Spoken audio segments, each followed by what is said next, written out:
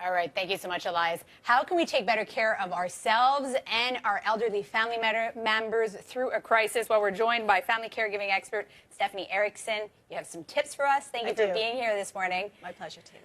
So ideally, we should be having these difficult conversations before a crisis happens. Way in advance. Okay. Like now you should be already having conversations with your husband and with your parents way in advance when we're not anywhere near a crisis period, because we're thinking better when we're in advance. If we're in a crisis, we're worried about what's going to happen the next day, and it's very hard to make decisions. We're in reaction mode instead of prevention. Exactly. So talk to us about, what do you see? What can happen if we're not having these conversations in advance? Well, the calls that I get are all about family conflict. My sister wants to do this, my brother wants to do this, my mom wants to do this, and everybody's arguing. And that's why I think it's so important for people to tell other people what they want. Who do they want to represent them? What kinds of decisions and support and care would they want should something happen? Because it really reduces family conflict. So that's one of the things is conflict. Of course, there's financial strain, because sometimes housing needs to be changed. Sometimes we need to bring care into the home, big financial strain.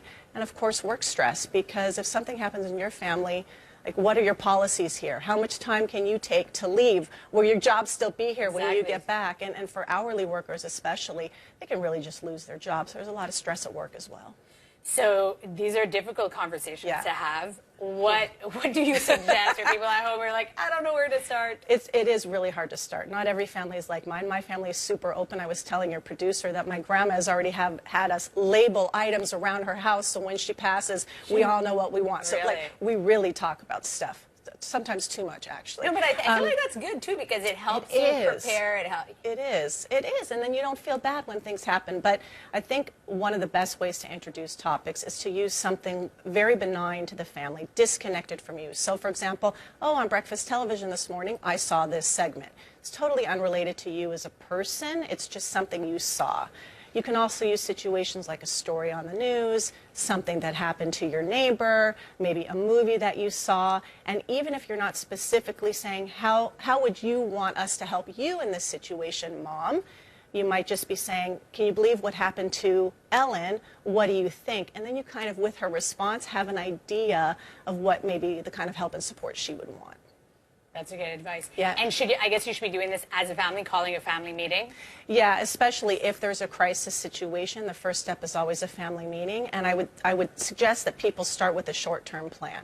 So if there's a crisis, someone falls, someone has a stroke, a primary caregiver passes away, the first thing you want to do is a short-term plan and, sit down together as a family. Don't think 6 months or a year down the road, because it's just too stressful to plan and we don't know how things will pan out. So I would say set up a short-term plan as a family, So let's talk about some of the things that families can do in advance.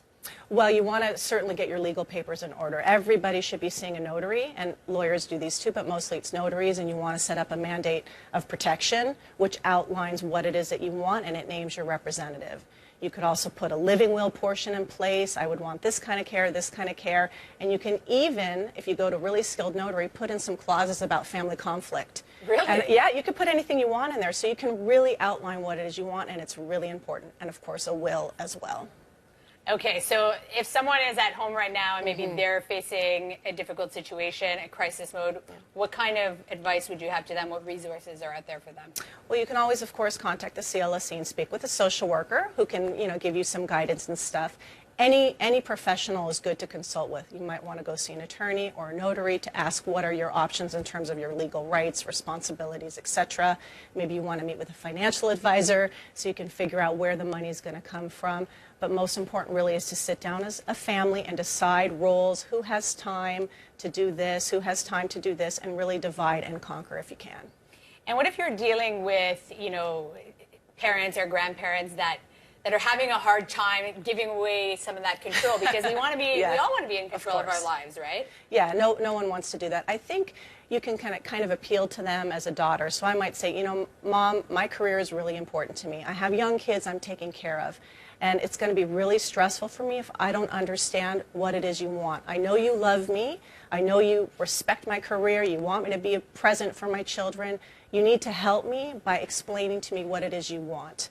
give me that gift, Mom, and kind of reflect it back that way and play on the mother's guilt or the father's guilt that usually helps. No, but presenting it as, they're helping you out rather than you're helping them out. Exactly. Which might be easier. Yeah, exactly. All right, Stephanie, thank you so You're much. welcome. Tips that are useful for all of us.